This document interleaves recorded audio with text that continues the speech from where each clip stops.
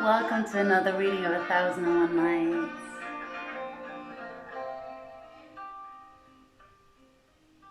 I'm getting better at that, am I? My name is Saman Giraud, and I'll be your host this evening, reading to you the heart-wrenching love story of Shar And Zumurrud. So as far as I understand, Zumurrud used to be a slave who turned down a wicked old man by mocking him. Little afterwards, she fell in love with Shar, and they're just twin flames, as we would say nowadays, right? So here's what happens. Enjoy the reading. Now when it was the 312th night, she said, "It hath reached me, O auspicious king, that quoth the slave girl, bring us meat and drink for 3 dinars, furthermore a piece of silk the size of a curtain, and bring golden and silvern thread and sewing silk of 7 colors. Thus he did, and she furnished the house, and they sat down to eat and drink, after which they went to bed and took their pleasure one of the other.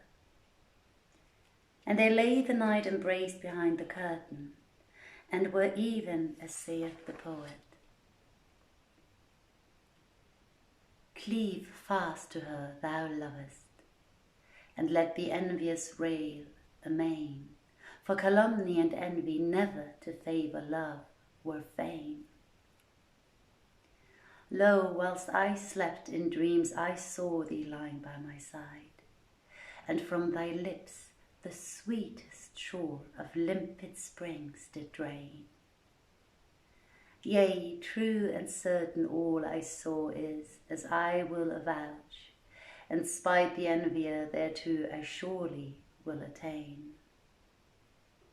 There is no goodlier side, indeed, for eyes to look upon, than when one couch in its embrace enfoldeth lovers twain, each to the other's bosom clasped, clad in their twinned delight, whilst hand with hand and arm with arm about their necks and chain. Lo, when 2 hearts are straitly knit in passion and desire, but on cold iron smite the folk who chide at them in vain, thou that for loving censurest the votaries of love, canst thou assain a heart diseased or heal a cankered brain? If in thy time thou find but one to love thee and be true, I rede thee cast the world away, and with that one remain." So they lay together till the morning, and love for the other waxed firmly fixed in the heart of each. And on rising, Zumurrud took the curtain and embroidered it with coloured silks, and purfled it with silver and gold thread, and she added thereto a border depicting round about it all manner birds and beasts. Nor is there in the world a fairer but she wrought his semblance. This she worked in 8 days, till she had made an end of it, when she trimmed it, and glazed and ironed it, and gave it to her lord, saying, "Carry it to the bazaar, and sell it to one of the merchants at 50 dinars. But beware, lest thou sell it to a passer-by, as this would cause a separation between me and thee, for we have foes who are not unthoughtful of us." "I hear and I obey," answered he, and repairing to the bazaar, sold the curtain to a merchant as she bade him. After which he bought a piece of silk for another curtain, and gold and silver and silk and thread as before, and what they needed of food, and brought all this to her, giving her the rest of the money. Now every 8 days she made a curtain, which he sold for 50 dinars, and on this wise passed a whole year. At the end of that time he went as usual to the bazaar with a curtain, which he gave to the broker. And there came up to him a Nazarene, who bid him 60 dinars for it. But he refused, and the Christian continued bidding higher and higher, till he came to 100 dinars, and bribed the broker with 10 ducats. So the man returned to Ali Shah and told him of the profit price, and urged him to accept the offer and sell the article at the Nazarene's valuation, saying, "O my lord, be not afraid of this Christian, for that he can do thee no hurt." The merchants also were urgent with him. So he sold the curtain to the Christian, albeit his heart misgave him, and taking the money, set off to return home. Presently, as he walked, he found the Christian walking behind him. So he said to him, "O Nazarene, why dost thou follow in my footsteps?" Answered the other, "O my lord, I want a something at the end of the street. Allah never bring thee to want." But Ali Shah had barely reached his place before the Christian overtook him. So he said to him, "O accursed, what aileth thee to follow me wherever I go?" Replied the other, "O my lord, give me a draught of water, for I am athirst, and with Allah be thy reward." Quoth Ali Shah to himself, "Verily, this man is an infidel, who payeth tribute and claimeth our protection, and he asketh me for a draught of water. By Allah, I will not balk him." And Shahrazad perceived the dawn of day, and ceased to say her permitted say. Now when it was the 313th night, she said, "It hath reached me, O auspicious king, that quoth Ali Shah to himself, this man is a tributary unbeliever, and he asked me for a draught of water. By Allah, I will not balk him." So he entered the house and took a gugglet of water. But the slave girl Zumurrud saw him and said to him, "O my love, hast thou sold the curtain?" He replied, "Yes." And she asked, "To a merchant or to a passerby? For my heart presageth a parting." And he answered, "To whom but to a merchant?" Thereupon she rejoined, "Tell me the truth of the case, that I may order my affair, and why take the gugglet of water?" And he, "To give the broker to drink." Upon which she exclaimed, "There is no majesty and there is no might save in Allah, the glorious, the great." And she repeated these 2 couplets. "For thou who seekest separation, act leisurely, and let not the embrace of the beloved deceive thee. Act leisurely, for the nature of fortune is treacherous, and the end of every union is disjunction." Then he took the gugglet, and going out, found the Christian within the vestibule, and said to him, "How comest thou here? And how darest thou, O dog, enter my house without my leave?" Answered he, "O my lord, there is no difference between the door and the vestibule, and I never intended to steer hence, save to go out. And my thanks are due to thee for thy kindness and favour, thy bounty and generosity." Then he took the mug, and emptying it, returned it to Ali Shah, who received it and waited for him to rise up and to go. But he did not move. So Ali said to him, "Why dost thou not rise and wend thy way?" And he answered, "O my Lord, be not of those who do a kindness and then make it a reproach, nor of those of whom saith the poet, the gone who when thou stoodest at their door would for thy wants so generously cater, but stand at door of churls who followed them, that make high favour of a draught of water." And he continued, "O my Lord, I have drunk, and now I would have thee give me to eat of whatever is in the house, though it be but a bit of bread or a biscuit with an onion." Replied Ali Shah, "Begone, without more chaffer and chatter, there is nothing in the house." He persisted, "O my Lord, if there be nothing in the house, take these 100 dinars and bring us something from the market, if but a single scone, that bread and salt may pass between us." With this, quoth Ali Shah to himself, "This Christian is surely mad. I will take his 100 dinars and bring him somewhat worth a couple of dirhams and laugh at him." And the Nazarene added, "O my Lord, I want but a small matter to stay my hunger, were it but a dry scone and an onion. For the best food is that which doeth away appetite, not rich viands.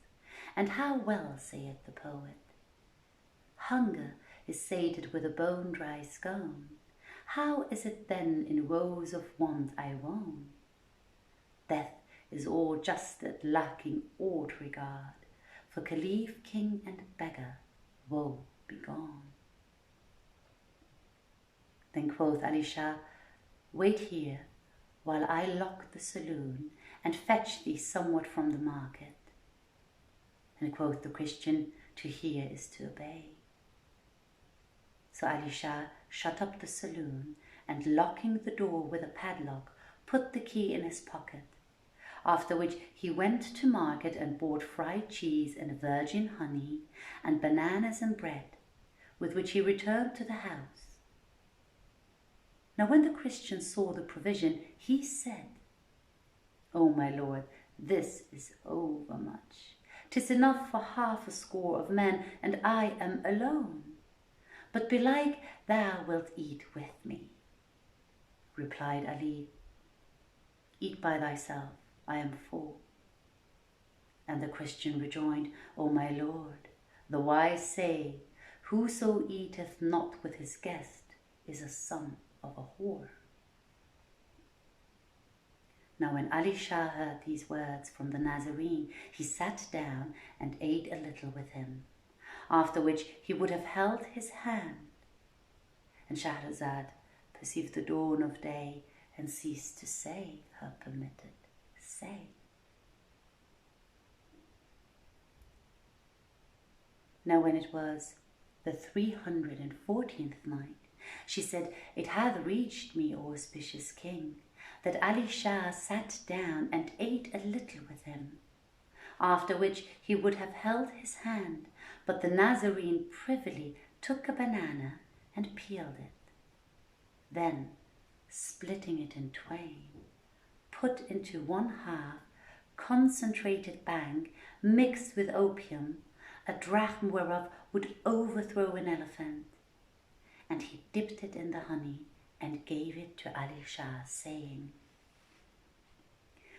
"O my Lord, by the truth of thy religion, I adjure thee to take this." So Ali Shah, being ashamed to make him forsworn, took it and swallowed it. But hardly had it settled well in his stomach, when his head forewent both his feet, and he was as though he had been a year asleep. As soon as the Nazarene saw this, he rose to his feet as he had been a scald wolf or a cattlemound at bay, and taking the saloon key, left Ali Shah prostrate and ran off to rejoin his brother. and the cause of his doing so was that the Nazarene's brother was the same decrepit old man who proposed to buy Zumurrud for 1,000 dinars. But she would none of him and jeered him in verse. He was an unbeliever inwardly, though a Muslim outwardly, and had called himself Rashid al-Din. And when Zumurrud mocked him and would not accept of him, he complained to his brother, the aforesaid Christian, who played the slave to take her from her master, Ali Shah. Whereupon his brother, Barsum by name, said to him, "Fret not thyself about the business, for I will make shift to seize her for thee without expending either dinar or dirham." Now he was a skillful wizard, crafty and wicked. So he watched his time and ceased not his practices till he played Ali Shah the trick before related. Then taking the key, he went to his brother and acquainted him with what had passed. Thereupon Rashid al-Din mounted his she-mule and repaired with his brother and his servants to the house of Ali Shah, taking with him a purse of 1,000 dinars, wherewith to bribe the chief of police should he meet him. He opened the saloon door, and the men who were with him rushed in upon Zumurrud and forcibly seized her, threatening her with death if she spoke. But they left the place as it was and took nothing therefrom. Lastly, they left Ali Shah lying in the vestibule after they had shut the door on him and laid the saloon key by his side. Then the Christian carried the girl to his own house and setting her amongst his handmaids and concubines, said to her, "O strumpet, I am the old man whom thou didst reject and lampoon, but now I have thee without paying dinar or dirham." Replied she, and her eyes streamed with tears, "Allah requite thee, O wicked old man, for sundering me and my lord." He rejoined, "Wanton minx and whore that thou art, thou shalt see how I will punish thee. By the truth of the Messiah and the Virgin, except thou obey me and embrace my faith, I will torture thee with all manner torture." She replied, "By Allah, though thou cut my flesh to bits, I will not forswear the faith of Al-Islam. It may be Almighty Allah will bring me speedy relief, for he doth even as he is lieve, and the wise say, better body to scathe than a flaw in faith." Thereupon the old man called his eunuchs and women, saying, "Throw her down." So they threw her down, and he ceased not to beat her with grievous beating, whilst she cried for help, and no help came. Then she no longer implored aid, but fell to saying, "Allah is my sufficiency, and he is indeed all sufficient," till her groans ceased, and her breath failed her, and she fell into a fainting fit. Now when his heart was soothed by bashing her, he said to the eunuchs, "Drag her forth by the feet, and cast her down in the kitchen, and give her nothing to eat." And after quietly sleeping that night, on the morrow the accursed old man sent for her and beat her again, after which he bade the castrato return her to her place.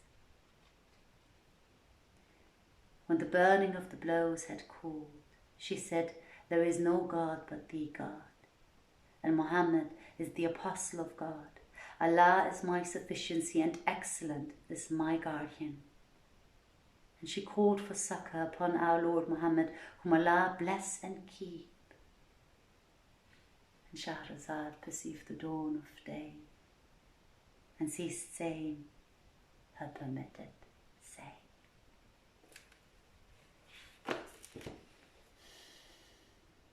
What a brutal tragedy. I will continue reading tomorrow night, so please tune in. I hope you enjoyed the reading. Sending you much love from Vienna, wherever you are in the world. Stay safe, stay warm, stay hungry, as someone said once before. Anyways, good night, and remember, as usual, remember to go inwards instead of outwards. Thank you for tuning in. See you tomorrow.